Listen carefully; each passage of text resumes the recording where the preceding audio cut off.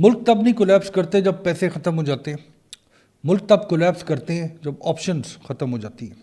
ہر سال ہمارے ملک کے اندر پاکستان میں جو اینول بجٹ ہے وہ اناؤنس کیا جاتا ہے پارلیمنٹ میں.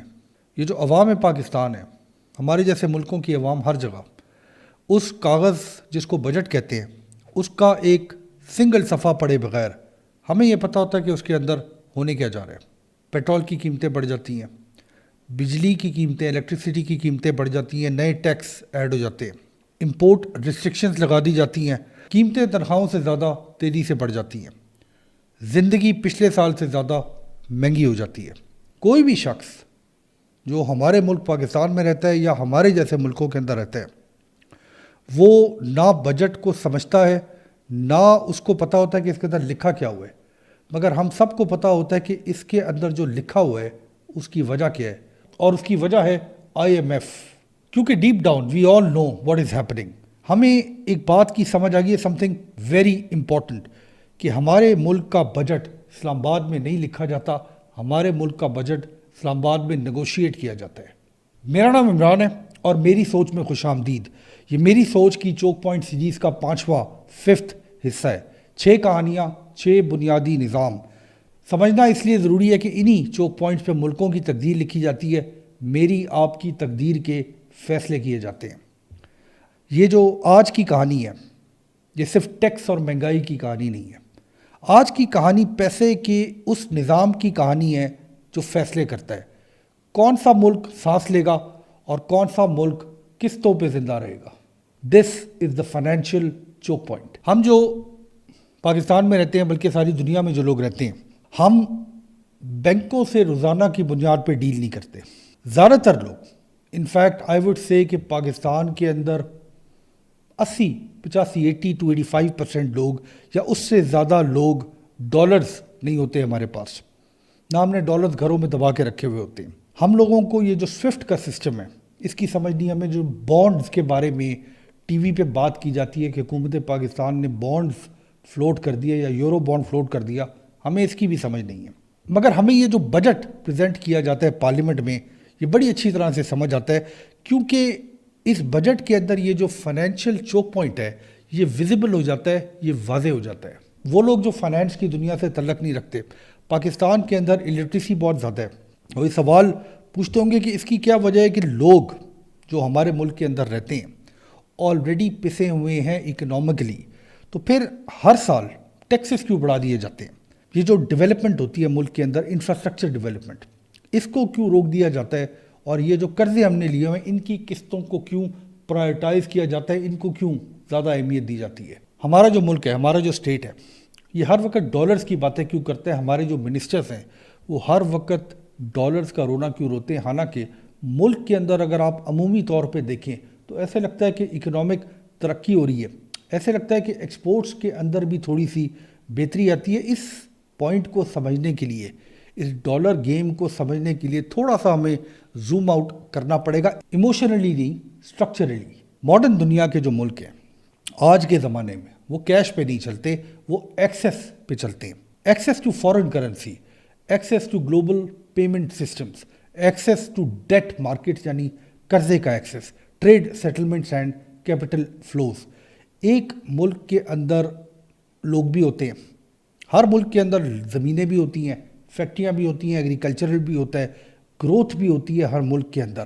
مگر without access to global finance ایک ملک آگے نہیں چل سکتا، ایک ملک سٹال ہو جاتا ہے. اور اس ایکسیس کا ایک گیٹ ہے، اس ایکسیس کا ایک دروازہ ہے، اور وہ دروازہ ہمارا فائنینشیل چوک پوائنٹ ہے. پرابلم یہ نہیں ہے کہ ہمارا ملک کماتا کچھ نہیں ہے، پرابلم یہ ہے کہ پاکستان کا جو آؤٹ فلو ہے وہ ریجڈ ہے اور پاکستان کا جو ان فلو ہے وہ فریجائل ہے. جب آپ پیٹرول پمپ سے پیٹرول بھراتے ہیں اپنی گاڑی کے اندر، اپنی بائک کے اندر، اپنے رکشے کے اندر، کیش سے آپ پیسے دیتے ہیں.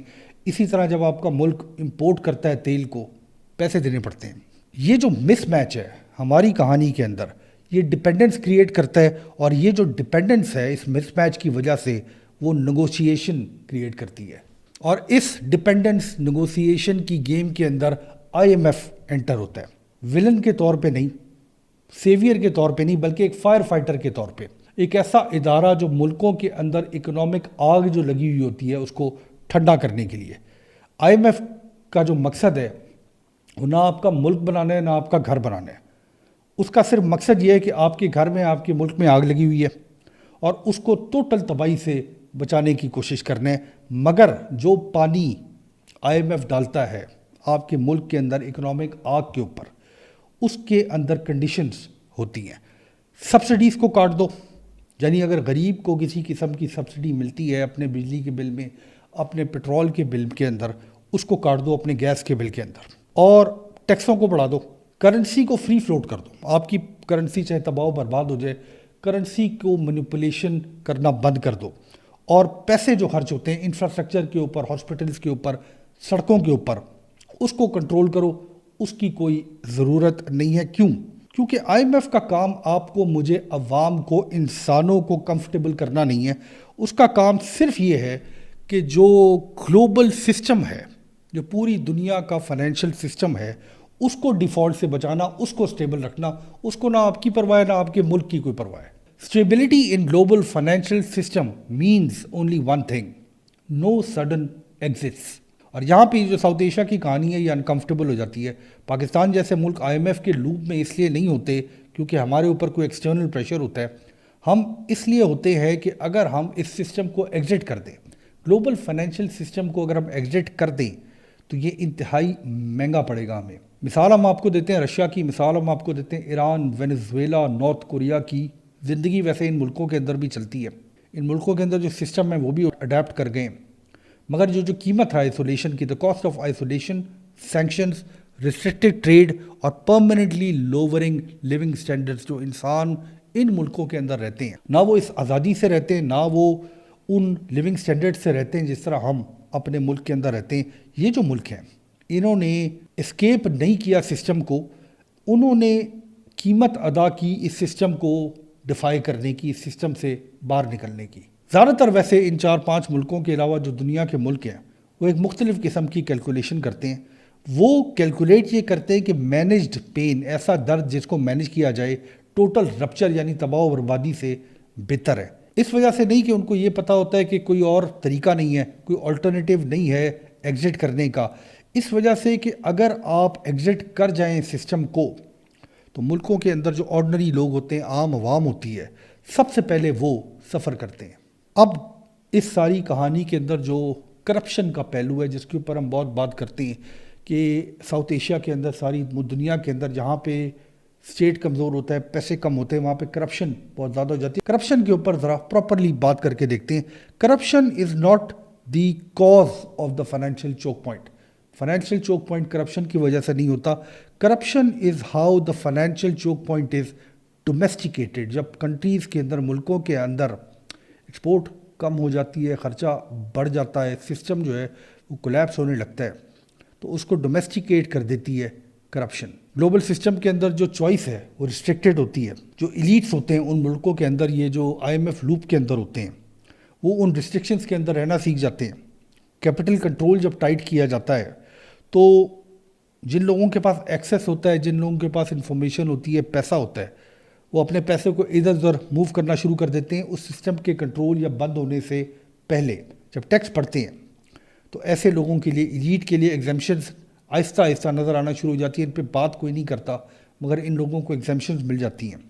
جب کرنسی کی قیمت گرتی ہے تو جو انسائڈرز ہوتے ہیں وہ پہلے ہی ہیج کر کے بیٹھے ہوتے ہیں، یا دبئی میں پیسے پڑے ہوتے ہیں، یا باہر پیسے پڑے ہوتے ہیں، یا گھروں کی تجوریوں میں ڈالر پڑے ہوتے ہیں. جب آسٹیرٹی میجرز لیتی ہے حکومتیں تو پین کو سوشلائز کر دیا جاتا ہے اور پروٹیکشن کو پرائیویٹائز کر دیا جاتا ہے. تھوڑا سا بریفلی کنٹراسٹ کے طور پہ انڈیا کی بھی بات کرتے چلیں، تعریف کے طور پہ نہیں اور تنقید کے طور پہ بھی نہیں. دیکھیں انڈیا بھی سیم ڈالر سسٹم کے اندر کام کرتا ہے. انڈیا میں بھی سوئفٹ سسٹم ہے. انڈیا کے اندر جو انسٹیٹیوشنز ہیں وہ انہی انسٹیٹیوشن سے ڈیل کرتے ہیں جن سے ہم لوگ کرتے ہیں. جو ڈفرینس ہے ہماری دو ساؤتھ ایشیا کی نیشنز کے اندر، وہ ڈفرینس ہے بفر کا. انڈیا کے پاس لارجر فورن ایکسچینج ریزروز ہیں. انڈیا کے پاس جو ایکسپورٹ ڈائیورسٹی ہے وہ ہم سے کہیں زیادہ ہے. انڈیا جس بانڈ مارکیٹ کے اندر آپریٹ کرتا ہے وہ اس کے پاس زیادہ آپشن ہے. اس کی ڈومیسٹک مارکیٹ ہم سے بہت زیادہ بڑی ہے. کیپٹل کنٹرول ایسے ہیں انڈیا کے پاس جس سے انڈیا کو وقت مل جاتا ہے. India doesn't escape the financial Chowk point. India بھی اس فائنینشیل چوک پوائنٹ سے کوئی باہر نہیں ہے. صرف انڈیا کے پاس جو رسی ہے وہ زیادہ لمبی ہے اور پاکستان ہمیشہ اس فائنینشیل چوک پوائنٹ سے ڈیل کرتا ہے کھائی کے دہانے پہ کھڑے ہو کے. سسٹم ایک ہی ہے, سسٹم کو چلانے والے بھی ایک ہی ہیں, صرف لیوریج کا فرق ہے. اسی لیے اگر سیلاب آ جائے ہمارے ملک کے اندر یا کسی بھی غریب ملک کے اندر, اس سے حکومتیں نہیں ڈرتی, مگر اگر آپ کی کریڈٹ ریٹنگ کم ہو جائے تو اس سے حکومتوں کی جان جاتی ہے. جو فائنینس ہے آج کا, it is really not about money, it's about permission. یہاں پہ اس ساری کہانی کے اندر ایک نیا چیپٹر کھل رہا ہے فیوچر کے اندر. فیوچر کس طرح انٹر ہو رہا ہے اس فائنینشیل چوک پوائنٹ کے اندر, وہ یہ ہے کہ جو ہم لوگ ہیں عوام ساری دنیا کے, ہم یہ سمجھتے ہیں کہ جو نیا دور آ رہا ہے کرپٹو کرنسی کا, یہ آزادی ہے, یہ فریڈم ہے. سمجھنا یہ ضروری ہے کہ یہ فریڈم نہیں ہے.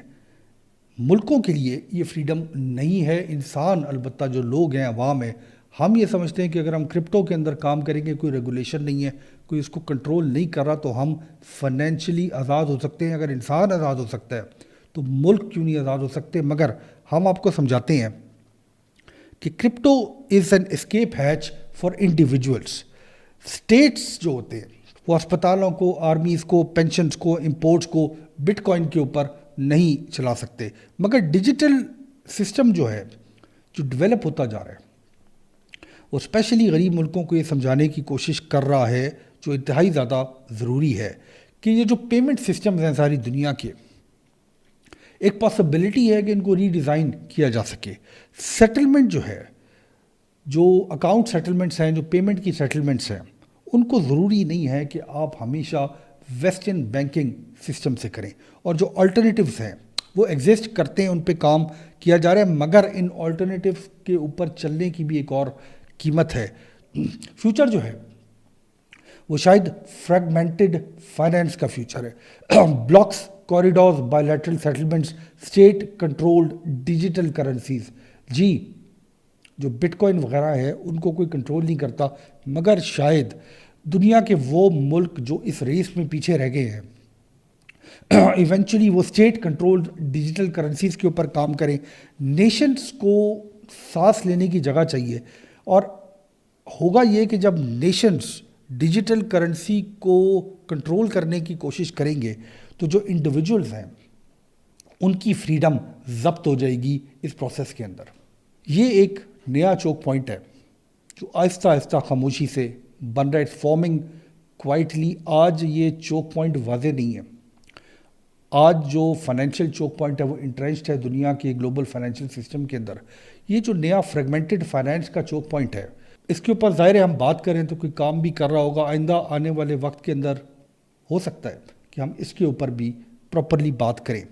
جب اگلے سال کا بجٹ آئے, جب ٹیکسز کو بڑھایا جائے, سبسڈیز کو گرایا جائے, تو ایک بات کو بڑے واضح طور پہ سمجھ لیں, انڈرسٹینڈ دس کلیئرلی, کہ یہ خالی انکمپیٹنس نہیں ہے, یہ خالی کرپشن بھی نہیں ہے, یہ آئی ایم ایف کی وجہ سے بھی نہیں ہے. It is your country negotiating survival in side a financial cage. ایک ایسا لاک اپ جس کے اندر آپ کا ملک بند ہے, ایک ایسا جنگلہ جس سے آپ کا ملک نیگوشیٹ کر کے نکلنے کی کوشش کر رہے, ایک ایسا جنگلہ جس کو آپ کے ملک نے, آپ لوگوں نے ڈیزائن نہیں کیا. وہ لیڈر نیگوشیٹ کرنے کی کوشش کر رہے ہیں, آپ کے ملک کے وہ لیڈر جنہوں نے یہ ایڈجسٹ کر لیا ہے, جنہوں نے یہ سمجھ لیا ہے کہ اس کیج کے اندر, اس جنگلے کے اندر کمفرٹیبلی رہنا کیسے ہے. اور آپ کو اس بات کی آگ لگی ہوئی ہے کہ میں اگر تکلیف میں ہوں تو لیڈر کیسے اتنے آرام کے اندر ہے.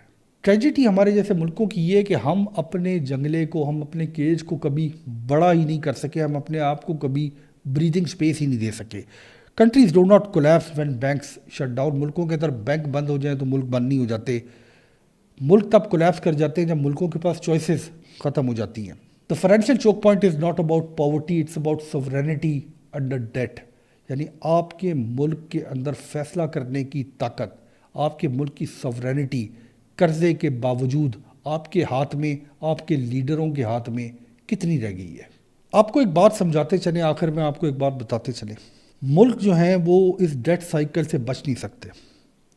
وہ ملک جو آئی ایم ایف کے اندر یا پیسے جن کے پاس کم ہوتے ہیں قرضوں پہ چلتے ہیں, اگر they learn to earn trust, اگر وہ اپنے فلوز کو ڈائیورسیفائی کر پائیں، اگر وہ اپنے ملکوں کے اندر بفرز بنا سکیں، اگر ملک کے جو لیڈر ہیں اور ملک کی جو عوام ہے وہ اپنے آپ کو ڈسپلن کر سکیں، تو وہ سسٹم سے اسکیپ نہیں کر سکتے، سسٹم سے باہر نہیں نکل سکتے، مگر اس سسٹم سے بھیک مانگنا بھی ایسے ملک بند کر دیتے ہیں۔